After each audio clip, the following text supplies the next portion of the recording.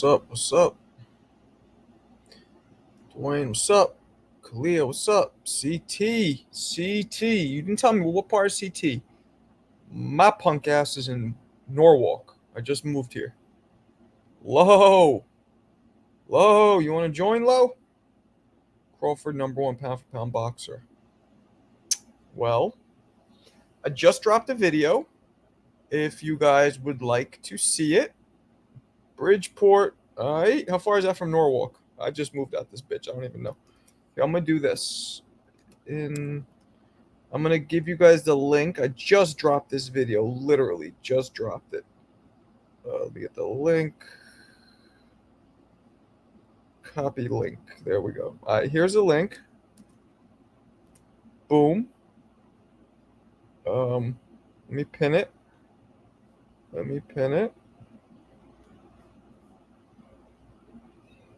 Hold on. Pin. All right, so look, I want you guys to go in and watch this short. It's only a minute and a half. Watch it and tell me what you think. We'll talk about it here. Stanford, yo, you're right next door to me. What up, kid? Right next door. I'm in Norwalk, baby. Cranberry. No, it doesn't. Yeah, man. I looked in Stanford, but I couldn't find shit in Stanford. It's like 10, 15 minutes closer to the city, so I would have rather been in Stanford. But Norwalk's, I gotta admit, Norwalk's a little doper. Norwalk has more of a, like, you got the dope city feel, like Stanford, but Norwalk has more of a suburban feel, too. You got kind of, like, where I live, the immediate, like, circumference is all mad suburban, like shit you see. I grew up in fucking Hell's Kitchen, man. I'm not used to this, but it's like shit you see in the movies. You know what I'm saying? Nice houses, grass yards, white girls jogging, people walking their dogs. But then you can go to the city part, which is right there, and you notice, like, I like CT, man. I won't front. It's kind of dope, and it's only I'm a little over an hour to get to Brooklyn, or even 45 minutes to Manhattan. What did you drop? Yeah, I did. It's pinned right there. Watch it. Yeah, right there. There it is. Watch it. So, Walter, looks like you guys went to watch it because a bunch of you just bounced on me. Hello, you want to join this bitch? Wonder if my man Shane Dog's gonna come in. Not gonna stay on too long because it's late. Yeah, but I just dropped the video, fresh, hot off the presses. Hot off the presses. Ooh, right. Virgil Ortiz, correct? Is that what we got going on tomorrow? What's good, Joseph? Double J. Cap Quest. Your shorts are hilarious because you normally don't have that energy. Let me guess. You watch me on The Boxing Voice. So, Cap, let me put you this way. If I always had that energy, I would sound like Jerry Soriano. Now, I love Jerry. He's cool. He's funny. But I would pass out from exhaustion if I always had that energy. It's called acting. I'm an actor, so to speak. I put it on. I get passionate when I'm talking. But I can't be like that all the time. It's not human nature to always be revved at number 10 because then you'll burn out and you'll wither away. I don't understand why people think that's, it's Friday night. You can stay up late. I will. Skill for skill. Bud Best all. Okay. You watch my video? Good. What'd you think? That would be hilarious if you do a live one day with energy. I know, right? I will pass out. You guys would be like calling, having a wellness check on me. Rodriguez, what up? That's you that's you? Oh man, look at you. Man, you guys are all GQ. My ugly ass. I'm not ugly. Yo, I actually used to be fly back in the day. Matter of fact, I'm gonna show you guys. You wanna see? Let's see. Mango Central. Where's it at? Where's the picture at? It's not coming up. Maybe it is. Hold on. Let's see what we got. I'm trying to find this motherfucker, but trying to find it. Nah, fuck, it would take too long. I used to be kind of fly though. Just drink a coffee before you go live. What you think I'm doing, son? What you think I'm doing? What up, Hoops? Yeah, I know it's you. Man, good for you. You the man. DeMarco, what is Crawford's power? Didn't move up with him like the monster. So who you got? Monster or Crawford? Boots returns to Philly November. Big fight possibly. Yeah, against who? Want to jump on low? Low, low, low. All right, you know what I'm going to do, low? I'm going to send it to you on Instagram because I do not want everybody to be up in this bitch. Low. You got a different name, though, on Instagram, right? Your shit's like, here it is. David as in King David, right? Isn't that it? No account found? How the fuck am I supposed to send it to you when your IG isn't working? What's up, Box Latino? ¿Qué pasó? What's up? What's up? What's up? Marcus, you already know it's not even the question 100% Crawford. All right, Lo, I'm going to put it in here then. We'll put the link in here, then I'm going to take it down in a second. Other people could join if they want. I don't give a fuck. There it is. Click that bitch. Other people could you know what I'm saying? Jump in if they want. I'm not saying I'll let them in, but they could jump in if they want. Lowe's going to try to convince you Berlanga is a lot. No, he's not. Lowe doesn't believe that. No, he doesn't believe that. Lowe is not. Lowe knows, as his name says, Lowe knows boxing. Mr. Lightning, where you been at, brother, man? Kevin, what's good?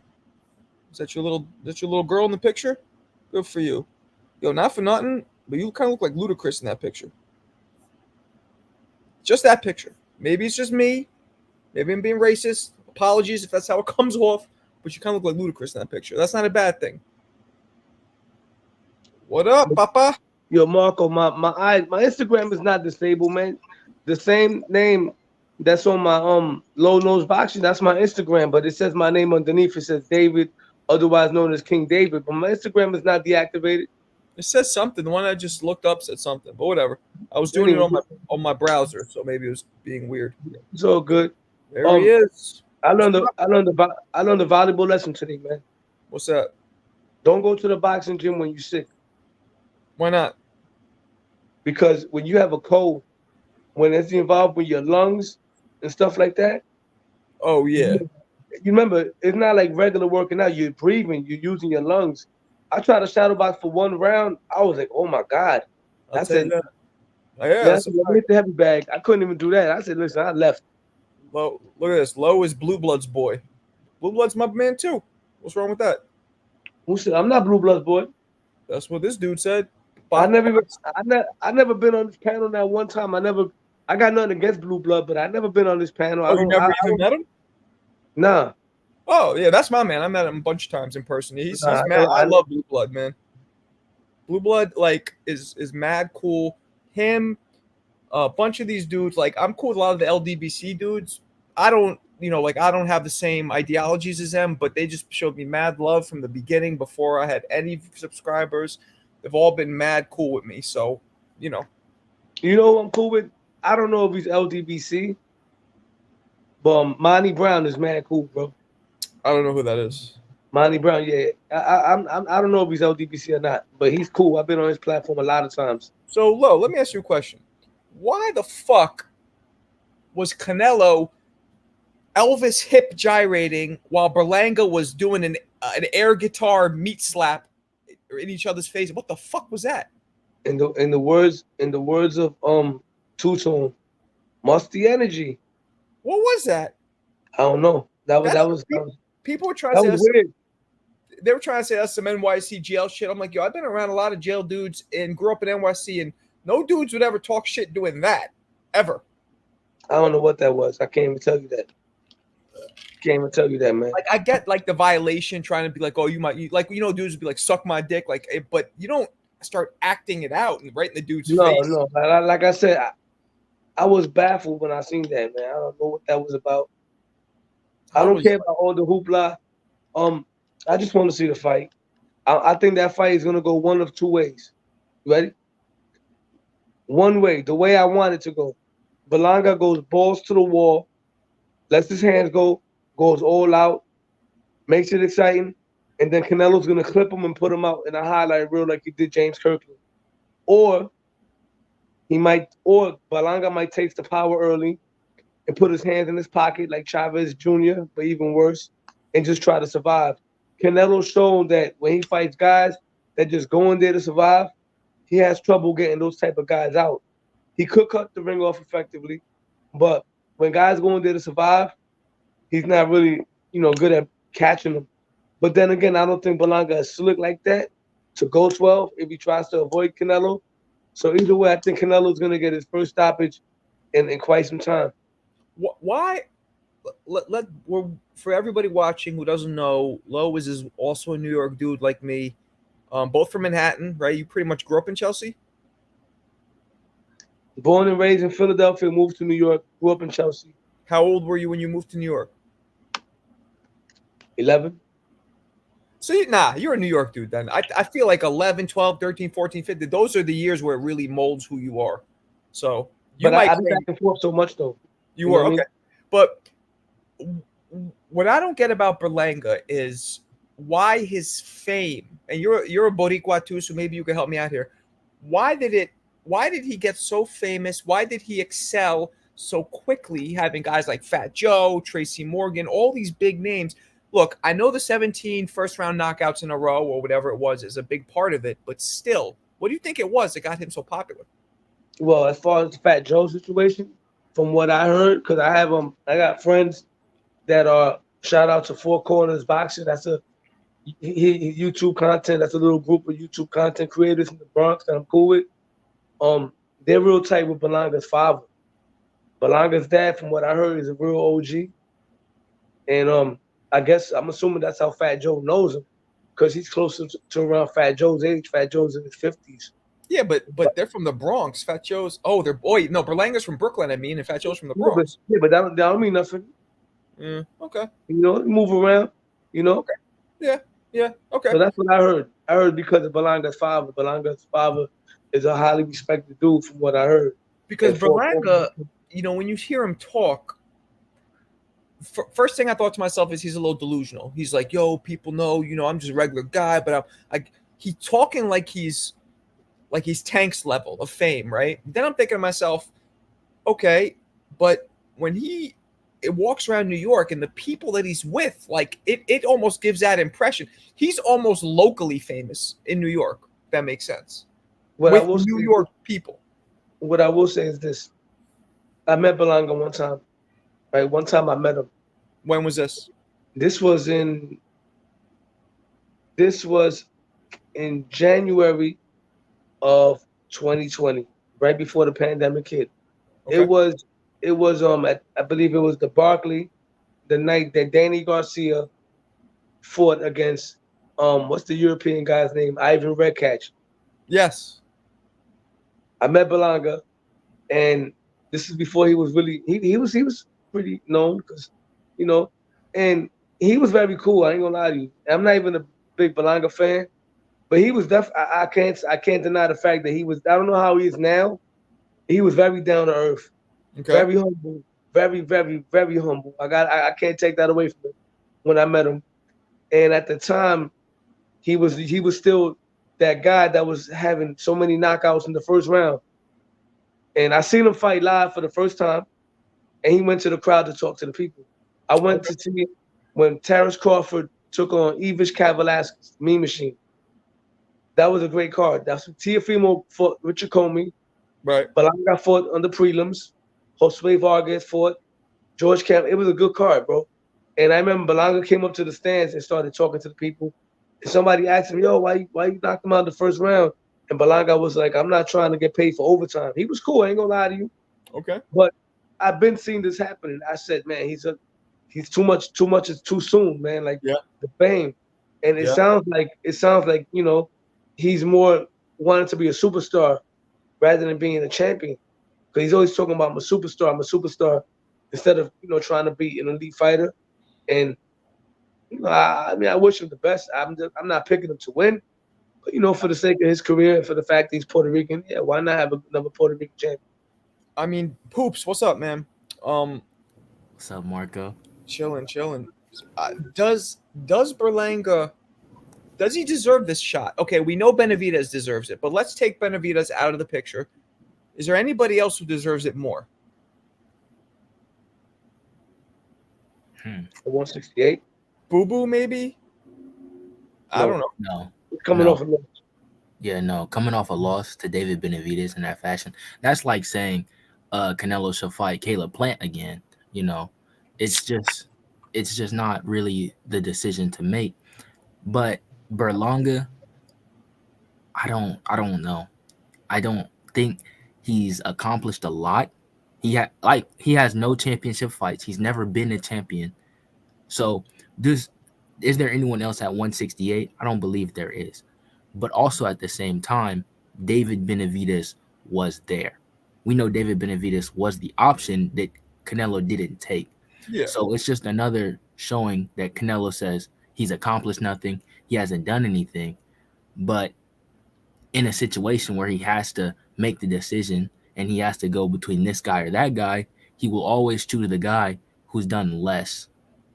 You know? Well, let's not say always, because he's done it a few times because he could fight. he's done it recently, but don't forget who he was fighting 10 years ago, 7 years ago, 8 years ago. You know what I mean? He fought everybody. You can't, you can't take away from him. Yeah, you're right. And then the question is like, is he allowed? Did he earn this right to do his Mayweather shit, to do his Conor McGregor, Andre Berto portion of his career? Did he earn this right? Canelo, maybe. I still think he's going to fight Benavidez. I still believe it's going to happen. Do you? I think he's going to wait till he's ready to retire.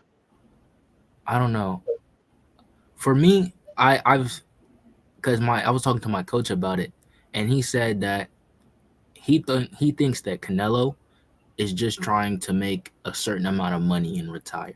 It's not more or less about the fights. It's not about his legacy. He believes that he's already done what he needs to do, but it's more of he just wants to be 100% set and ready. And this is, it's just so he can be good financially, that he can feel good and he can retire. It's like, they're already good though. How much more money does he need? I don't know. That's what I said, but I don't get it. How much money? Like, that's when people trying to say, oh, Mayweather just likes money. I was like, no, look, I don't know his finances, but I do know what I see. And when you're fighting Jake Paul and John Gotti's grandson, you need money. I don't give a fuck what anybody says. I think Floyd Mayweather needs money. So unless Canelo's in that boat where he's an extravagant spender, gets tax problems, I think Mayweather's a gambling problem. I think he has a bad gambling problem. Why is Canelo doing this? And he has enough money. The dude makes so much. What are we doing here? And then, you can talk. You can talk. It's cool. I think first off, what's your name, champ? Mine? What's your name, champ? My name Tyson. What's going on, Tyson, man? David, YouTube channel, Low Nose Boxing. Pleasure to meet you, Tyson. Nice to meet you too, sir. Likewise. I was gonna say, I think Floyd Mayweather needs money, and I say that because you look at his lifestyle, right? Floyd's a 40 something, late 40s, and I'm not knocking him, but you look at all the other guys, his age range that's in business, promoters. You look at guys like Oscar De La Hoya, Bernard Hopkins, all them guys. Their spending habits, you could tell, is not like his. Floyd still has that younger mentality. I want to flash. I want to be flashy. I want to have all the jewelry, all the cars, you know what I'm saying? So you got to keep up with that. You're not fighting anymore like that professionally. And promotional company don't really got nobody. Tank Davis, to my knowledge, is not with Mayweather Promotions. I do believe he does have some good investments. Floyd definitely strikes me as a smart individual. But I also believe that with his lifestyle, he needs to make more money. Yeah, I mean, there's different forms and there's different avenues of intelligence for people to have. He definitely is not a dumb person, but, he might be making some decisions in his financial life and his personal life that may be looked at as dumb by some people. It's not cut and dry. I don't think he's dumb. I don't think, but I've always thought that he needs money ever since he, started fighting Jake Paul, and ever since the tax thing came out, where he owed millions in taxes and he couldn't pay them until he fought. I forget which fight it was. It might have been Maidana. I forget which one, or Pacquiao maybe. And when you owe millions in taxes, you know what I'm saying? The penalties are very high. Some people are like, oh, he just forgot. I'm like, nah. Nobody's dropping millions in penalties to the IRS. Will lock you up. They will lock you up. Nobody's doing that. Nobody's saying wait. When you make them wait, you're getting fined. You're getting yourself put on possible penalty by law, incarceration. I think he had money problems. So, but he's also, let's say it's not money problems. Why would you fight Jake Paul and all these exhibits? Did the dude, remember he fought his homeboy who worked at Best Buy or whatever, that nobody watched that fight? Remember some black dude? I forget who it was. One of his exhibitions. Do you guys remember what I'm talking about? Nobody even watched it. It was maybe a year or two ago. I ain't watched none of them exhibitions. The only one I saw was the first one he had with that Asian dude. Nah, he had another one. Exactly, Lo. See, and you're a hardcore boxer man. You didn't even know he had a fight. Only one I see was the John Gotti one when he. Oh, he fought a black dude. I think it was a dude he maybe used to spar with. Some random. The dude was a pro, but club level. You know what I'm saying? Which is no disrespect. I was a club level fighter, but I'm just saying in terms of fighting Floyd. Yeah, so I don't know, man. No. So I feel like Canelo too. I don't think it's how much money do you need? That's why when he's asking for these exorbitant amounts of money, that's why he doesn't like Turki Al-Sheikh. I believe partially he knows Turkey can make all his outlandish demands, financial demands. He can make them happen. And then what does he do? What excuse does he have then for not fighting Benavidez? He was just honest, Canelo. And I've been saying this shit for a year. It's recorded on all my lives. Canelo's biggest problem with Benavidez was his size. The second, remember when he first said, I'll take 200 million. Everybody focused on that. What I extrapolated from that was what he said after. What's he have to bring besides 25 pounds? That's what got me. And just recently, he finally, I'll give him props, he admitted it. He goes, nah, I wouldn't fight. It's too risky. He's big, blah, blah, blah. He finally was honest. That's what the problem is. And if he goes to Turki Al-Sheikh, he knows that he can't use that outlandish price as a pawn, as a shield to not have to fight anybody because he knows nobody's going to pay that. Honestly, when I see him have problems with Turki Al-Sheikh, it's that. But also, Canelo always talks about respect, or he has to be respected. But I don't really see how when Canelo asks for respect, I don't see it as respect when he's asking for it. A lot of times he asks him to be kissed up to or treated as the A side. He's always asked to be treated like that. That's why he has this fight with Berlanga. That's why he had the fight with Jaime Munguia, because they came to Canelo hey, Canelo, can we get a fight? Can you throw us a bone? And that's what Canelo did. They were asking for a bone, and he was feeding them. But that's not what David Benavidez is saying. David Benavidez is I'm a champion. You're a champion. I'm the mandatory. You're supposed to make this happen. Yep. Exactly. It's not a Exactly. request. It's a mandate. And Canelo sees that as disrespect. I don't know.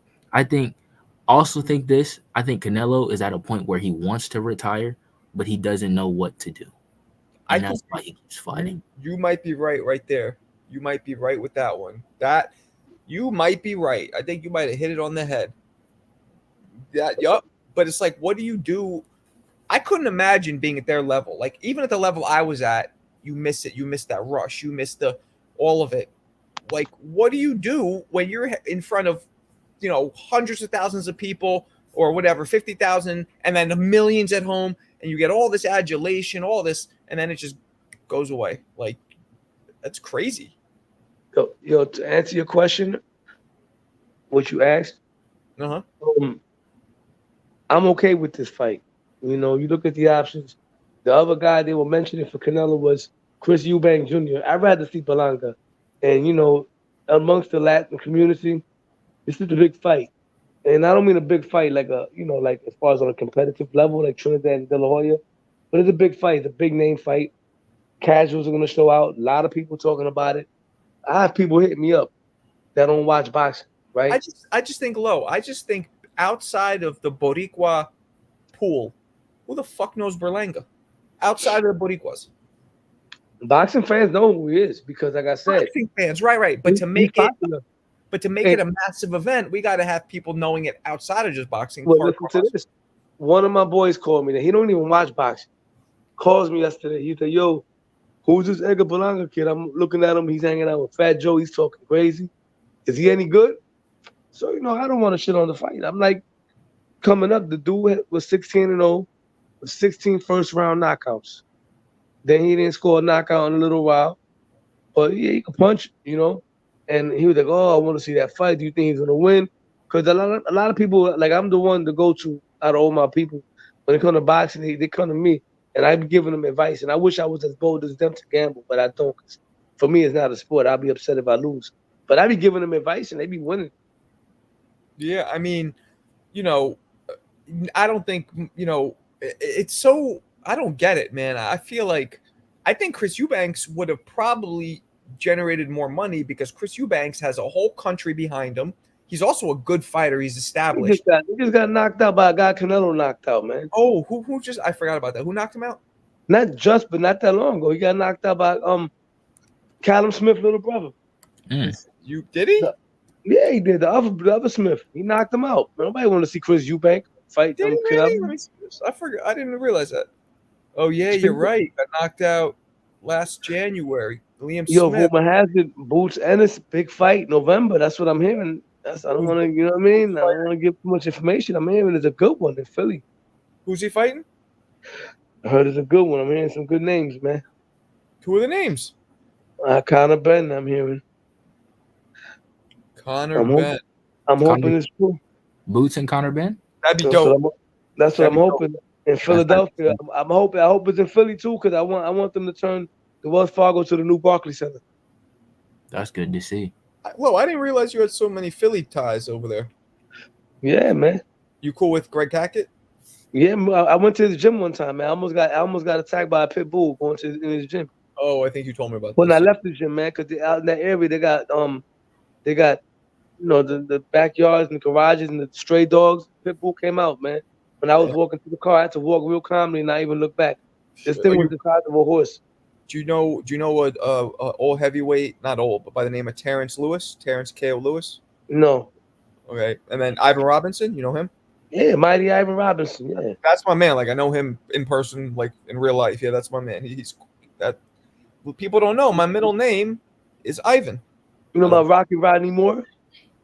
I know who he is. I don't know him personally though. No, you heard of him? Yeah. Yeah, Rocky Rodney Moore fought Trinidad. He was a former world champion, I believe. He was a champion, So, yeah. So let me ask you guys, kind of the topic of the show. Did Crawford's last fight give any justice to an argument that Inoue could be ahead of him in the pound-for-pound list? Absolutely not. No? Neither you think so? Nope. Why? Well, in terms of, you have to understand, as great as Inoue is, unfortunately for him, and unfortunately for all the smaller fighters that won the top pound for pound, from guys like Chocolatito to Nonito to Ricardo Finito Lopez, all those guys, they don't have the name power of guys on their resume that the bigger fighters have. You know what I'm saying? They don't have that. Okay, so sorry, not to cut you off, but so now I want to get into this first before we proceed. Pound for pound is kind of, my video just said this, but pound for pound is subjective. Everybody has different criteria, right? So the criteria, we have to kind of agree on a 2 or 3 base criteria, right? Now, some people look at belts.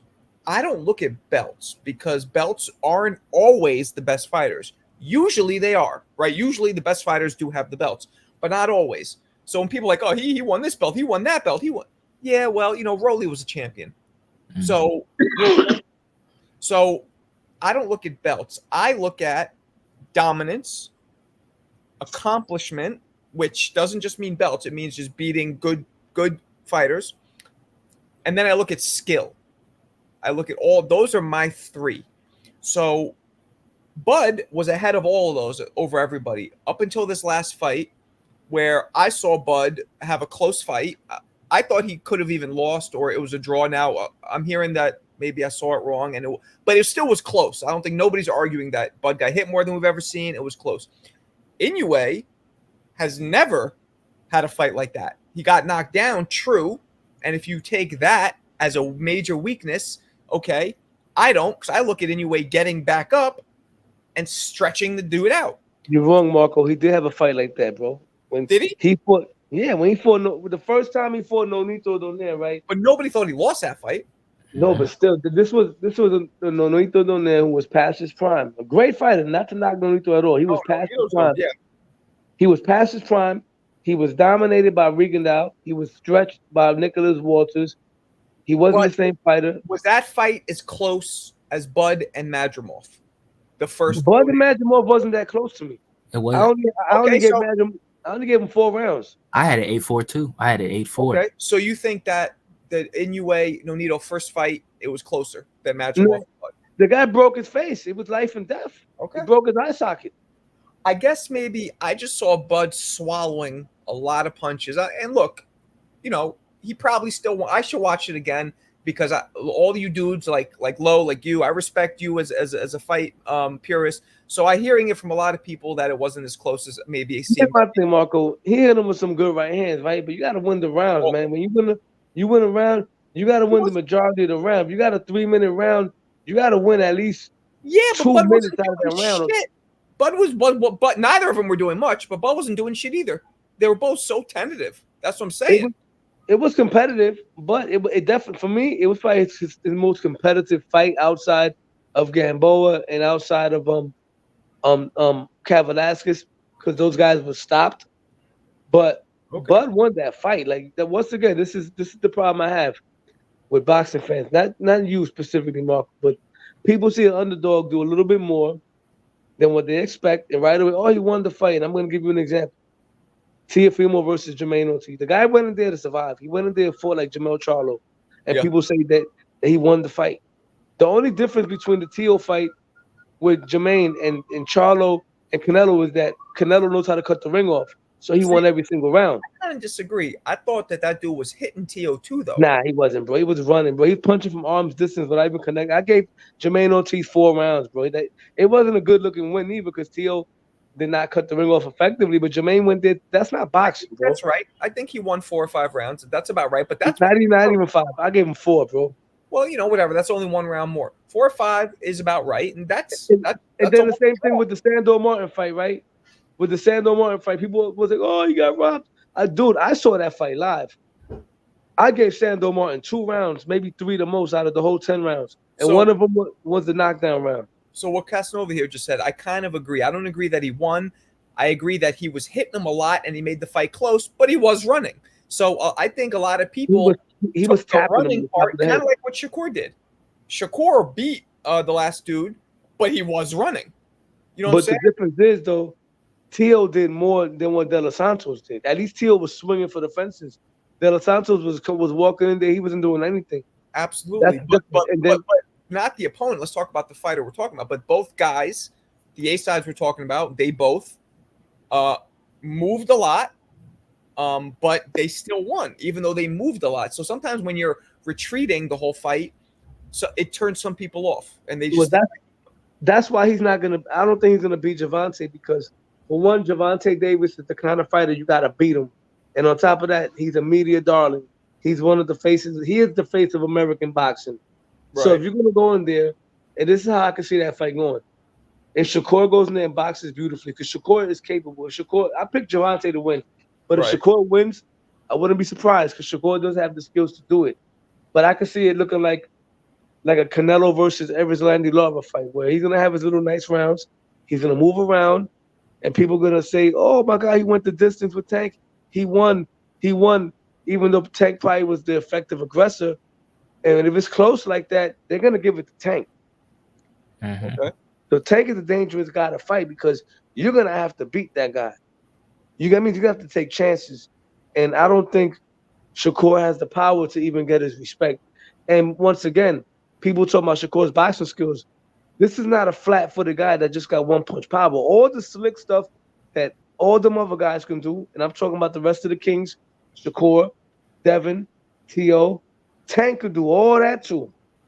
He can Maybe punch. some might be a little better than others, but Tank could do all that slick stuff as well. And he got the one punch power. That's why Tank, for me, is the most complete fighter out of that bunch. Okay. You're not gonna outbox him. You're gonna only outbox him if you got the power to hurt him, and you're gonna outbox him. You could keep him honest. You could win that fight. Yeah, no, I agree. I don't think anybody beats Tank. It could happen. While some of these guys have the tools to possibly do it because it's boxing, I think Tank's counter punching and technical abilities are extremely underrated. People think he just walks around throwing hammers, and he does more than that. I personally believe, and I'm not saying this to sound crazy because I know I've been bigging this guy up all day. Because this is one of my favorite fighter. I think out of that bunch, I think T.O. has the best shot at beating him. And the reason why I say that, because T.O., even though T.O. hasn't knocked anybody out in a while, you're not walking through his punches. T.O. got the kind of punch. Most exciting fight in boxing, T.O. versus Tank. Yeah, and he has the kind of power. He could at least get Tank's respect and make Tank a little hesitant. And you add that to him winning rounds with his boxing, being more active and winning more rounds. As long as he doesn't allow himself to get caught up and hurt and knocked out, I could see T.O. possibly winning a fight like that if he fights the perfect fight. It would be an active fight, and that's one thing we haven't seen from Tank in a while is an active fight. Like we've seen Tank just calculate, and it's more of a search and destroy. He's walking forward and he's looking for where do your hands go, how do you move, and then boom, counter, and it's over. We've seen Tank do that a lot recently. We haven't seen a lot of fights like and the that's Leo not his fault though, right? Because he's trying to he's just trying to get down like the Terminator. Yeah, but these dudes are just anybody who's been in the ring, like Hoops, you fight, right? You said? Yes, sir. Right. So you ever been in there with someone, you feel the shot, you're like, okay, let me try not to get hit with that. Like I'll turn into Shakur. I've done it in sparring. I got a match coming up, and he's like, hey, get in here with this guy. And then I'm in there, I'm looking for a shot, I get countered, man, I will turn into Shakur. There you go. And that's what happens with Tank real quick. All the dudes get like that. And it's like, so it's not his fault that he's kind of, it's boring until the punch lands. And that's the reason why him and T.O. will be a tough fight. It'll be a tough fight. I picked Tank to win. But if T.O. wins, I won't be surprised. Because like I said, Tank never faced somebody that's going to equally match him in counters. Because T.O.'s the kind of guy you can't just go in there and punch on him. He's going to catch and shoot all night. Shoulder roll, right hand all night. He can counter. And we see how Tank reacted early in the fight when the Rolly fights. Rolly caught him with a beautiful shoulder roll right hand. And Tank has no shame in going on the defense where he can move around the ring for a while and not throw no punches. And something like that can cost him with T.O. because he's not going to be active at certain moments. So T.O. could win some rounds. I don't see T.O. knocking him out. I think Tank's chin might be special. But I could see a world where T.O. could win that fight in a close decision. And they'll give it to him because he'll land some good shots. We saw what Ryan Garcia's shots did to Haney. Now, granted, let's remove the Ostrin because we don't know if it actually affected him or not in terms of. But we saw how hard Ryan hits. We see how hard Pitbull hits. Tank swallowed all that shit without even blinking. Like he might have a special chin. You might be right. You're right. But he looks like he does. Go ahead, Hoops. Another thing that nobody, I think, talks about is that T.O. is not good at volume punchers. They don't have to be necessarily strong, but if they're walking him down and throwing consistent shots, he has difficulty handling that. Like a lot of people say, oh, Steve Claggett wasn't that good, but if you watch the fight, Steve Claggett was able to catch T.O. a lot, utilizing that high guard and throwing lots of shots. He'd throw a few light ones, body shot, headshot. And then that's what Gervonta knows how to do. Like you watch his sparring, you watch his film from his earlier career. It wasn't a lot of Philly shell work. It wasn't a lot of, search and destroy. It was that high guard and he was walking forward. And that's going to be an issue because he can cut off the ring. He is a power puncher. He is a power puncher. He is calculating. But But the problem is, gentlemen, they're not going to fight because Tank. I've been told this by his coaches. He could make 130. They told me, let alone going to 40. So I don't think it's going to happen, which It's a sucks. shame. It's a shame that's not gonna happen, man. You know, it's a shame. And to piggyback of what Tyson said, right? That Claggett fight with Teal, I saw the thing that Teal does that he did in that fight. He kept backing up straight. Instead of boxing in a circle, keeping in the middle of the ring, he kept walking straight back, putting his face out there like he was trying to bait this guy. Every time he was doing that, he was getting caught with little straight shots, straight jabs, straight right hand. That's something he got to work on because Mm, that's not a good thing right there. You know what I mean? yeah, If he fights a Brian Norman Jr., he's gonna have to box him in the middle of the ring. You know, you can't be going back to the ropes like that. I really started watching Brian Norman Jr. He's a good fighter. He got good fundamentals. He fights. He got good inside work. He got good subtle defense on the inside. He's a good counter puncher. And yeah, that's a tough fight for Teal, man. I'd rather Teal stay at one. I'm not saying he could. I'm not saying it's not winnable. I could see him win as well. But for me, I think he should stay at 140 and try to clean up that division because there's a lot of good fighters there. yeah, yeah, Plus, Tank is only one division south, so you know. yeah, man. I mean, we got. I'm trying to think what is better. Biev and Bivol is not officially. There's no official date, right? No, it's Okay. officially unofficial. There we go. Uh, exactly. We have Usyk Fury. That's official. That's December. Mhm.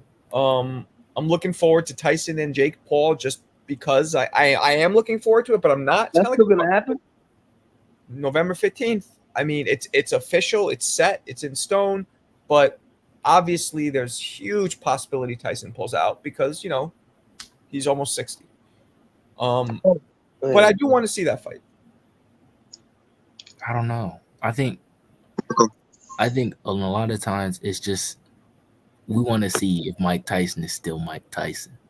I think it's less of if he can fight Jake Paul or how good Jake Paul is, but we want to see Mike Tyson on the stage, you know. I mean, don't front. Don't you want to see Jake Paul get stretched out? I mean, a little bit. Don't you want to see that? I did, but then I started to look at Jake Paul for what he was. Like he's someone fighting low competition. He's not fighting the best fighters. And you look at his record, he hasn't fought a lot of fights. And it makes me look at it and I'm like, he's a legit fighter. Just think about it. When most boxers come up, they're not fighting legit competition. And I'm going to be honest, he's fighting some dudes, although, yeah, they're MMA guys. They're still going to be better fighters, like hand to hand, than a lot of little boxers. I kind of disagree, man. lot You really think so? I think some of them would be better than a lot of amateur fighters trying to fight pro. Not all of them, but some definitely. But I also think there's a good chance that some of his fights are scripted. That's the other thing. I think there's a chance that some of his they have a little handling in it. What do you think, Lo? I don't because the punches that Jake has landed, like that punch he knocked out, what's his name?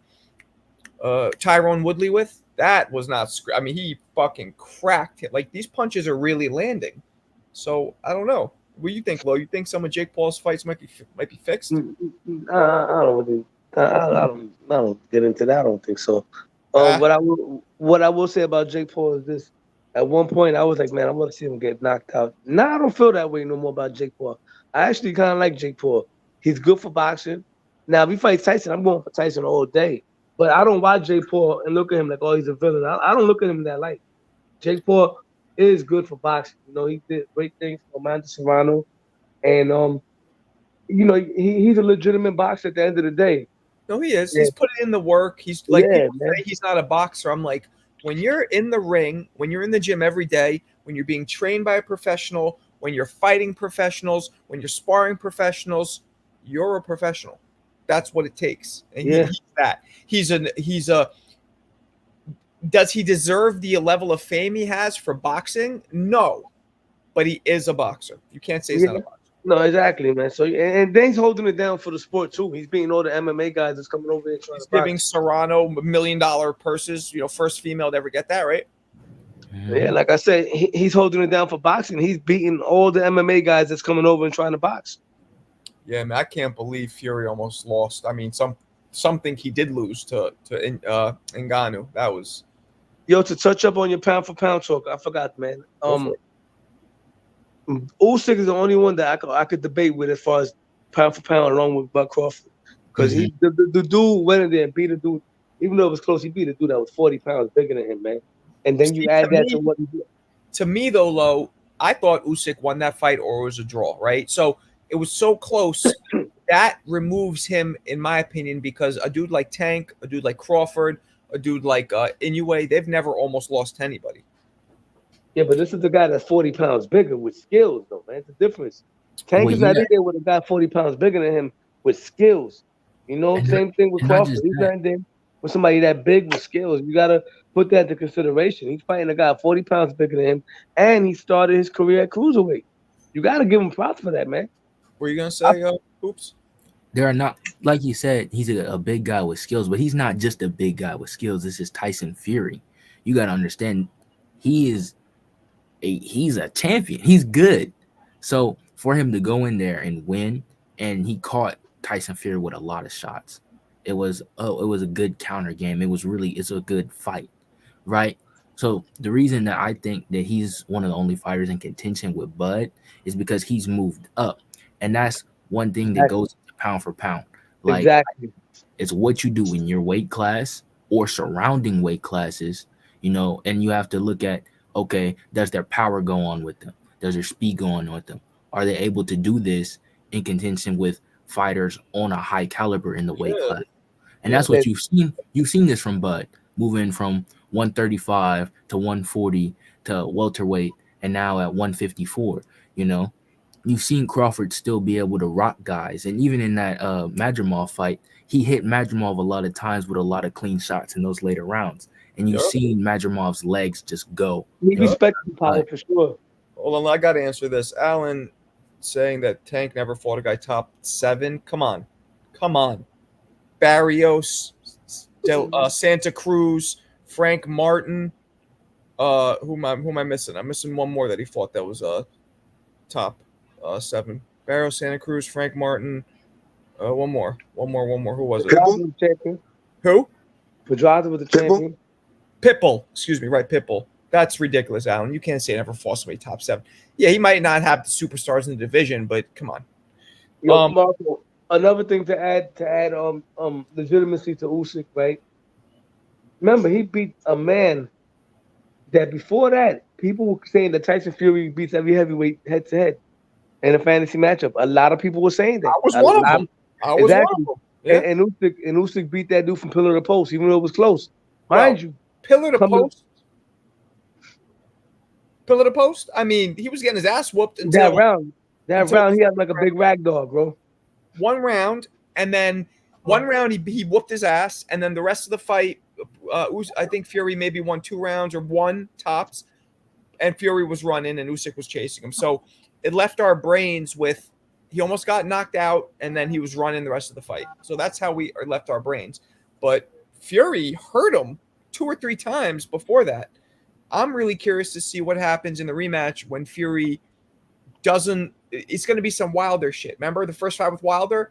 It was close-ish, and then the rematches. Fury's like, wait a second, I'm way bigger. I'm going to lean on this motherfucker and wear him out. I think he's going to do that to Usyk. The question is, can Usyk slip out of that shit like Houdini, or will the weight get to him? I don't think it will, because this is somebody who's made a career currently out of fighting bigger guys.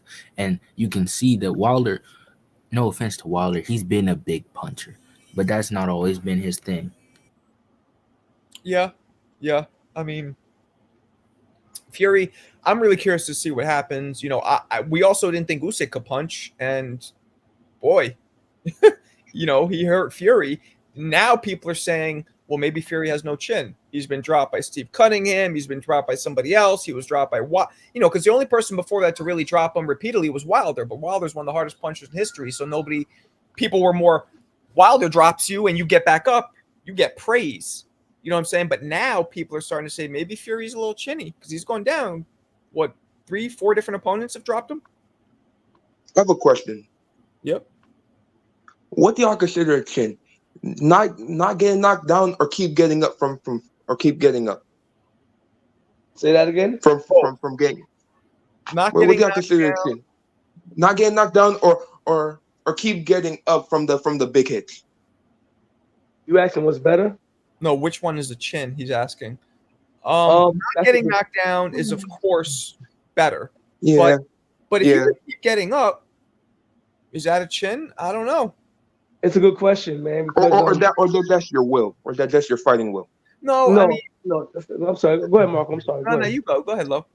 I was gonna say the difference. I mean, here's my thing. We seen guys that get hit, right? They get knocked down, and they might get up and they look drunk. Like Amir Khan, for instance, like Devin Haney, for instance. But you know what, Lo? If you're getting up and you look like that, the ref's stopping the fight, so that's not a chin. Yeah, but you get up and you getting up wobbling. You know what I mean? Now you got guys that been knocked down and they get back up like nothing, like Jason Gordon. Well, they call that a flash. They call that a flash knockdown. Oh, right. Felix Trinidad been knocked down a lot. I've never, the exception of when Hopkins stopped him, I've never seen Trinidad get up wobbly. Same thing with Juan Manuel Marquez. He got dropped a lot of times. Guy always got back up clear-headed. You know what I'm saying? So it's a difference. It's a difference. De La Hoya too. He got dropped a couple times, got right up.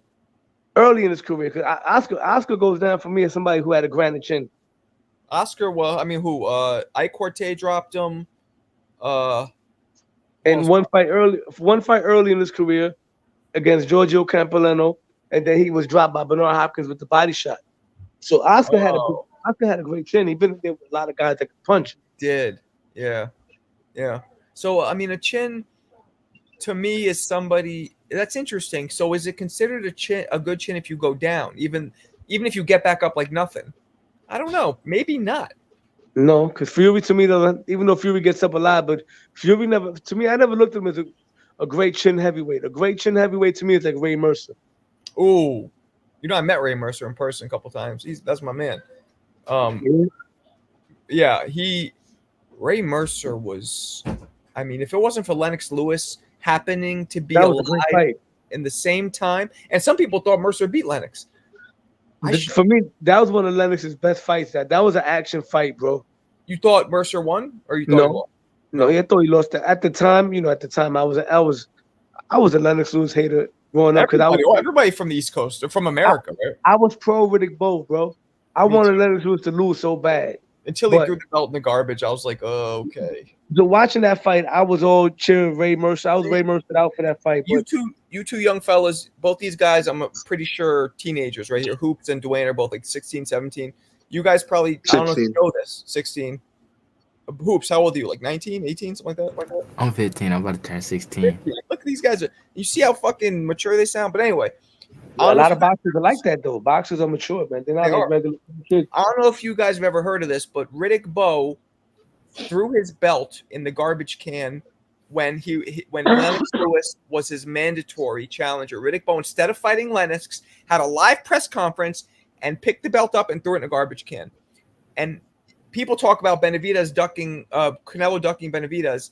That might have been the biggest duck ever, having a dude through a whole production to throw a belt in the garbage can. And Marco, this is my thing about the heavyweight division. To the two young men, Tyson and what's the other young guy there? Dwayne, what's going on, fellas? Nice to meet you, sir. Likewise. I was gonna say, like, I don't know, as far as who you watch or what fighters you watch, or if you watch anything. I watch everybody. All right, so you do history too. You watch old school. I love the old school, especially Sugar Ray Robinson. Oh my God, that's coming from a young guy. Salute to you, bro. Because Appreciate it. What I was gonna say right now was see, me growing up watching boxing. I started watching boxing like literally in the late 80s, early 90s. For me, the heavyweight division was levels above what you see now. Right now, all due respect, heavyweights are just big, strong guys, 260 pounds. When I was growing up, heavyweights were like 225. A big heavyweight was 235. These guys could move. They had athleticism. They all had that specific group from the early 90s, mid 90s. Most of them already had Olympic pedigree. So you watching these guys, and these were big dudes that really got skills, that can move around and box. And you think about other heavyweights back in the day, right? Like, for instance, James Buster Douglas. People always be like, oh, Buster Douglas, he beat Tyson. They try to compare that to Berlanga. No, you can't. If you ever watch Buster Douglas had skills for days. He could That jab. version of Buster Douglas would have beaten probably any heavyweight in the world. It's just that Buster had I he agree had a with you. discipline. He had I a agree with discipline that you, Marco, with his taking care of his body, but I skill for agree with skill. you. I don't think think he it fit with it. every heavyweight, but yeah, that version of Douglas was sick with it. He Sick. still would have given Tyson hell. That style he used, he was sticking and flicking that jab, feinting the jab, moving around. Oh my God, that man, he fought like a man possessed. He was even getting the better of the fucking after the bell exchanges. He was just he imposed all his will, everything. Buster Douglas looked like Ali in that fight. That's what I'm saying. This is not like Berlanga Canelo. Like for me, Berlanga has less of a chance than Buster because, and this is not me trying to crap on Berlanga, but Buster Douglas, skill for skill, was very skilled. It's just that he never worked out. Never He didn't was always show up. Yeah, he didn't for always that show fight. up. Yep. He trained hard. In the middle of training, his mother died, and he did not call the fight off. He used that as fuel. So he faced his biggest fear in life. So what is Mike Tyson going to do to me?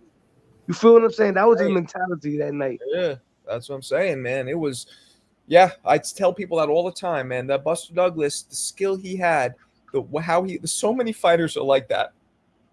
That fight was in Japan, right? What's that? That Mike Tyson fight where he lost. That fight was in Japan, right? That was in Yeah, Tokyo. it was. Yeah, that was in Tokyo. Yeah. And if I would have been in the States, the reaction from the crowd would have been wild. But, you know, Japanese are quiet, respectful. Emotions keep their emotions in check. If that would have been in the States, the crowd would have went nuts. Oh my God. Hell yeah.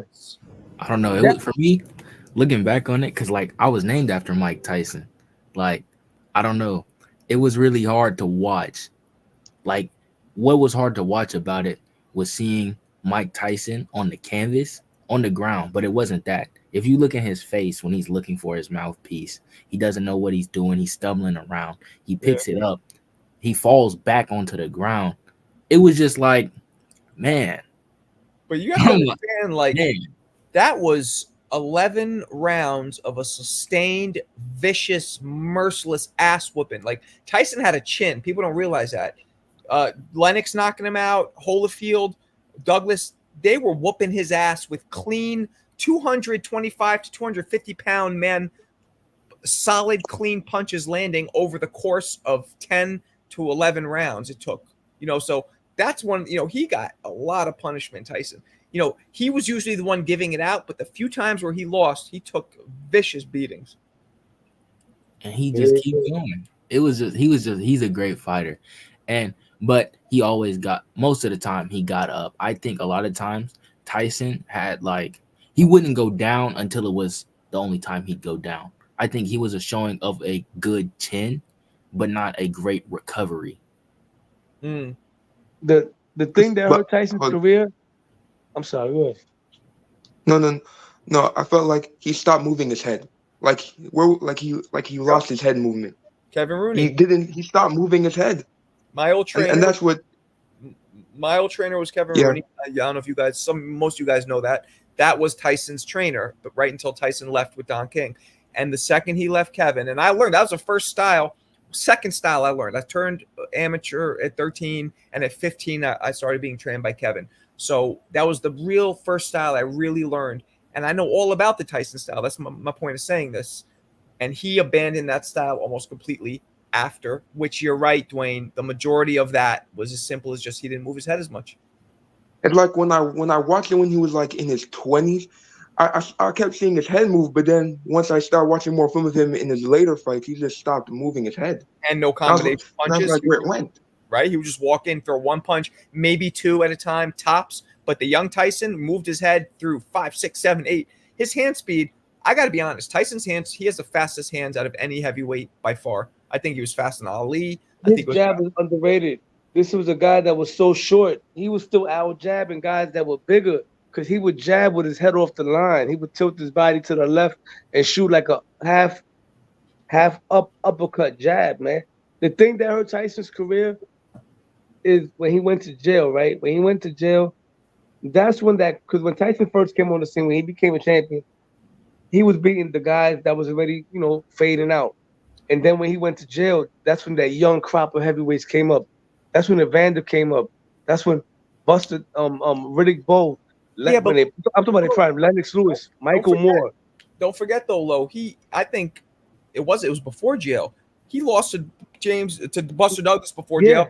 He almost got knocked down the first time we ever saw him hurt. Do you remember who it was? Frank Bruno. Yep. And that was way before jail. That was the first sign of him declining, was Frank Bruno.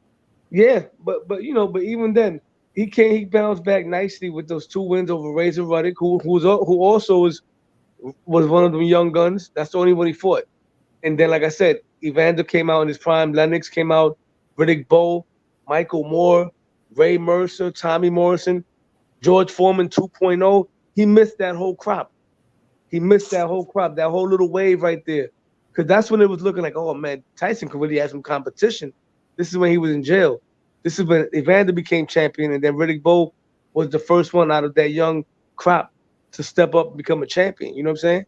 Yeah. Mike Tyson missed that wave. When he came out of jail, he was a Don King fighter. He ended up just taking on, the other guys that Don King had, like the Bruce Seldons and those guys. But he missed out on those other fights, man. Him and Tommy Morrison would have been even though he would have knocked Tommy out, but that would have been a barn burner for as long as it would have lasted. Because Tommy Morrison had a fucking left hook and a half, man. The same management. Tommy and he had fast hands. Bill Caton, bro.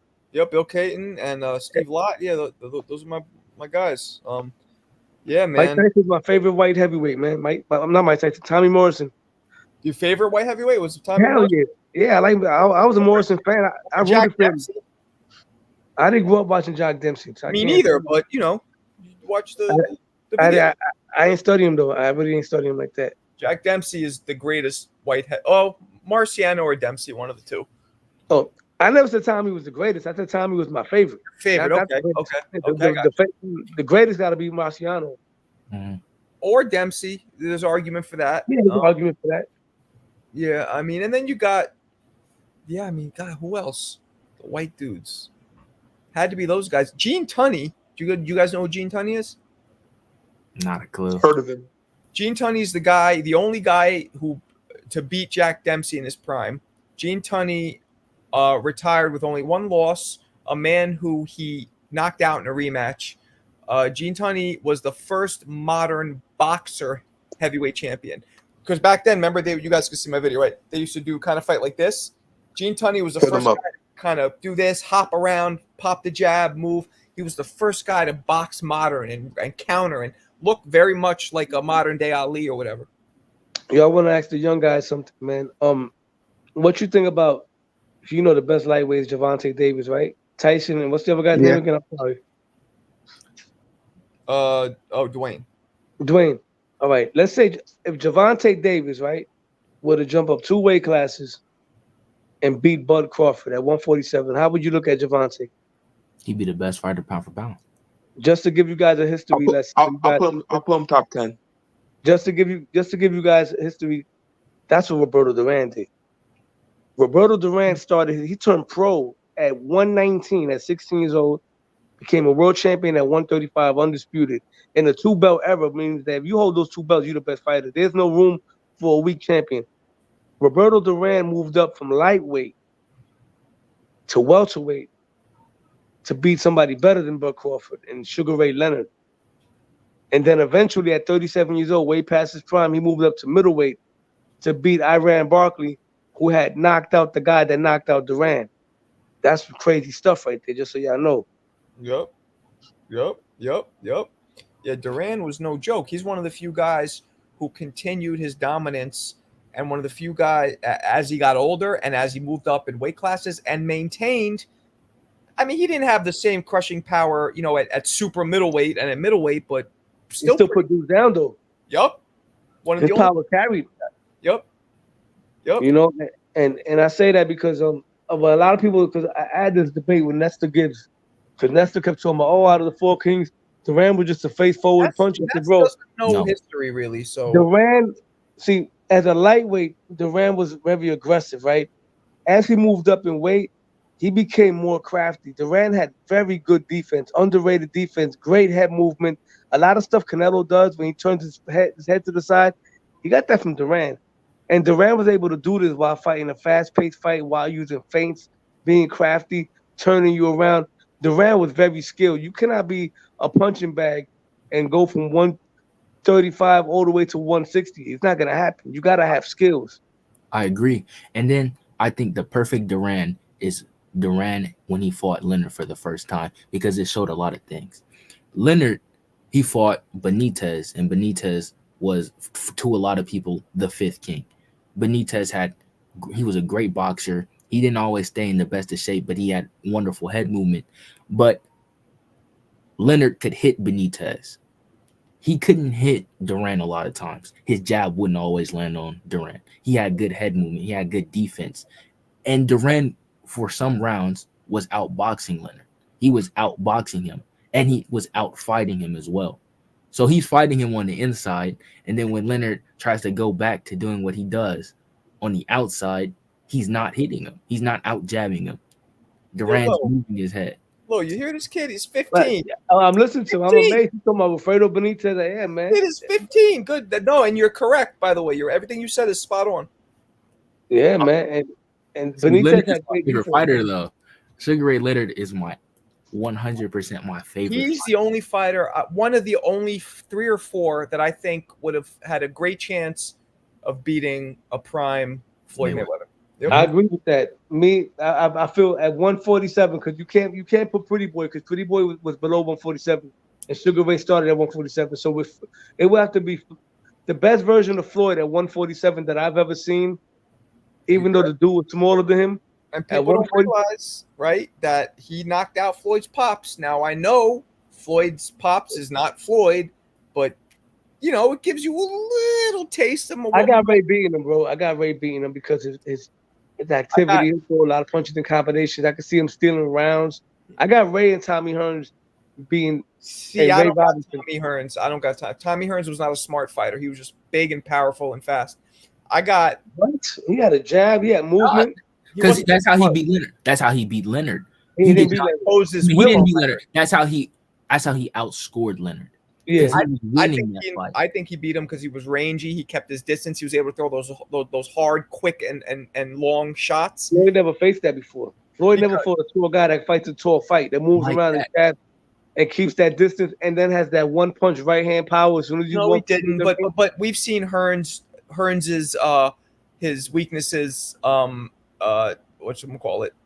People have taken advantage of his weaknesses. We've seen wasn't that good. Right. So I think it's obviously Sugar Ray Leonard. Aaron Pryor would have had a very good shot.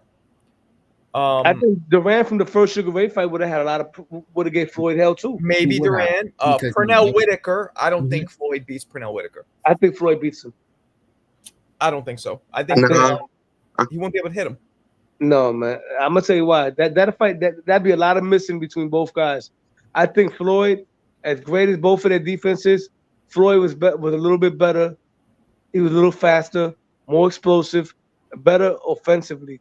Pernell Whitaker, as great as he was defensively, sometimes he would move too much where he's out of range, where he'll bend all the way low. Floyd will move just to the right amount of distance, whether he's slipping or ducking or rolling, but he can come back with a counter. Sometimes Pernell will move so much where he could just making you miss, but he can't make that. When he fought Oscar, he made Oscar miss with a lot of shots, but he was putting himself out of position sometimes. Well, that's what don't forget though, Lo. First of all, Oscar, that was an older Pernell. Second, Oscar was 5'10". You know what I'm saying? It's different when you get in there with a guy who's not so rangy. Those guys are about the same size. I agree with you. It's still a great fight because Pernell would do everything that Zab gave him problems with, minus the power. I think Zab was a harder puncher than Pernell. Harder, but Pernell wouldn't have been able to. But on top of all what you just said, Zab got hit way more easily. Pernell wouldn't have been able. I think Floyd would have had a lot of problems hitting Pernell. And Pernell was way more crafty. Just like when Floyd adjusted with Zab, Zab didn't have no answer after that. Nope. You adjust with Pernell, he's gonna adjust with you. Yep. Pernell. I think Aaron Pryor might have just overwhelmed him, buzzsawed his ass, just a rainstorm on his grill, on his body, everything. I think Pryor and Duran would have been a crazy fight at 140. Pryor versus anybody would have been a crazy fight. But yeah, you're right. And Sugar Ray Robinson, I he did fight at 47, didn't he? But that he was did- young. he was a welterweight. I Yeah, think he was a welterweight when he first started. naturally. He So was Sugar really he was a Sugar Ray welterweight would it be Floyd Mayweather too? I think a young. There's Sugar no Ray. footage of him in his prime. What's that? There's no footage of Sugar Ray Robinson in his prime, I heard. No, but shit, the footage I saw was, I get it. Just picture him a little faster, a little stronger, a little skinnier. That's all it Yeah, was. that's what I'm trying to say, man. Yeah. Yeah, I wish I could have seen him in his prime though. yeah, I wish I could have seen Sugar Ray Robinson in his prime. yeah. For Because sure. that's my favorite fighter. Well, one of my top 3 favorite fighters. All right, fellas, I'm gonna bounce out of here. It's late. You guys want to you want to tell people where to find you? Yeah, definitely, man. You guys can follow me on Low Nose Boxing. It shows on my avatar how it is. You can follow me on Instagram, and you can follow me on YouTube as well. I talk a lot of boxing. I do a lot of history stuff. I do break down real, up fights that are active, man. You know what I'm saying? Pure boxing. Yeah, I'm man. not with the gossip. Lowe's one of the few dudes who could fuck with me with history, man. We talk. He could talk to me about stuff, and we both know what we're talking about. He's one of the few guys. Most people don't go that far back, so big props. Yeah, appreciate you, Marco. You guys, man, I appreciate the young guy that said he watched Alfredo Benitez, man. Both of y'all know a lot of boxing. That's good to know, man. It's not like you guys are just young. They're just stuck on this generation only. You guys watch the old school. And I'm going to give you advice, being that you're young boxers. Study a lot of the old school guys, bro. You can learn from them, man. A lot of moves, a lot of slickness, Truth. Learn from them. Truth. All right, peoples. Good shit. Let's do it again tomorrow. Peace. All right. Peace. Enjoy. Good night.